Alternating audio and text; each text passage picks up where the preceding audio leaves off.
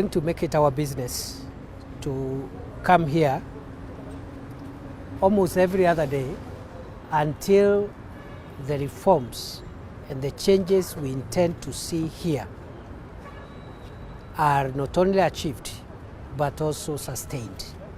So this morning I have come back. When I came yesterday, there was a crowd of people who were hanging around this place. And I'm happy to report our officers have implemented the directives we gave yesterday that no member of the public is supposed to stay within this facility if they have no business with the functions being offered here.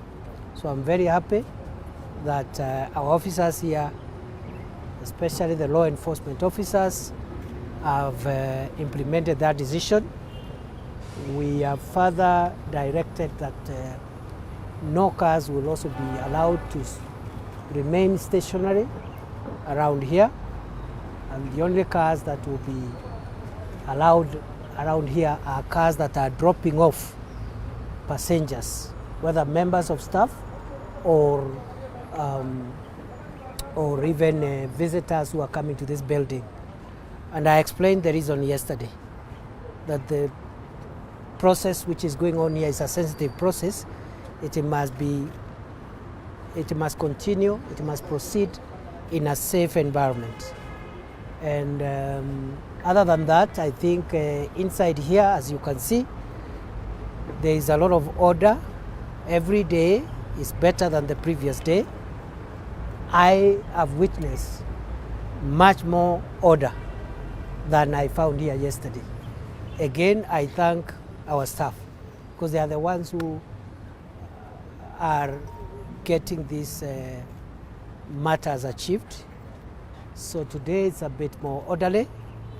The crowds are not as they were yesterday. And even the members of the public themselves have told me two things. One, they have told me that the queues that are here are moving. And you know that already gives them confidence that they are being attended to. So even if someone may stay here for an hour or two, at least they can see work is being done. It's only that perhaps it's not being done as good as we want to see. They have told me therefore that the queues are moving, and I have witnessed for myself the queues are moving. I have also received feedback from members of the public that our staff are very professional and courteous. They are speaking to them very courteously and very professionally. And for me, that is what I would like to hear every other day, not just here in Nyayo House. That is what I would want to hear about our officers across the country. That we treat the members of the public with respect and decorum. So I think so far so good. However, I think we still have work to do. We still have work to do, because even the kind of queues we are seeing here, we intend to minimize the numbers of people that are here. So the reform journey continues. We'll be making other policy pronouncements in the coming days. And for me, I think this is now a place I'll be reporting almost every other day. Okay, so I'm here now. I'll be here much later, perhaps in the day. I'll be here every other day until we work together with my colleagues to ensure that this is a good place. In fact, now that the public perceptions about our services here have not been very good in the last few weeks, we have been challenged. All of us have been challenged. We want now to turn the story around.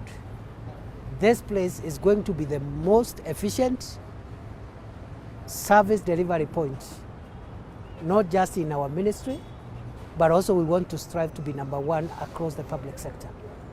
So we still have a journey to cover.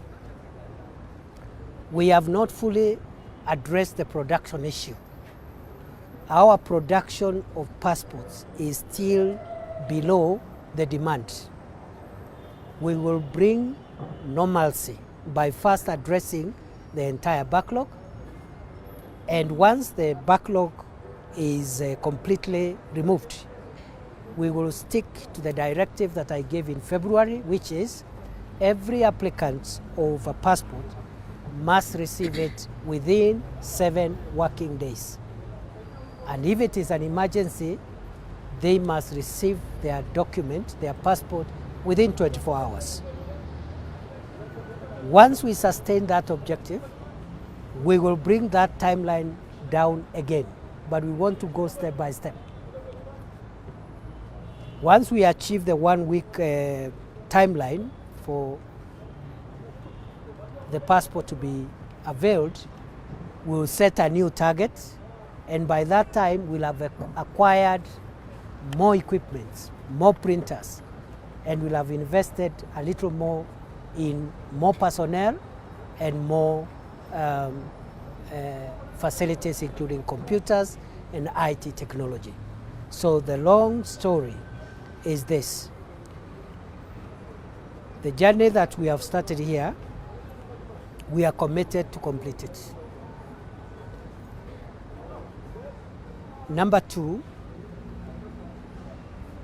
although there is some progress, we are not yet there. Number 3, the policy changes we have made here are going to be permanent. We are not going to have a rollback again. So going forward, it can only get better, and no member of the public will be harassed or mistreated in this space. As you can see, these members of the public have told me none of them have been asked by anybody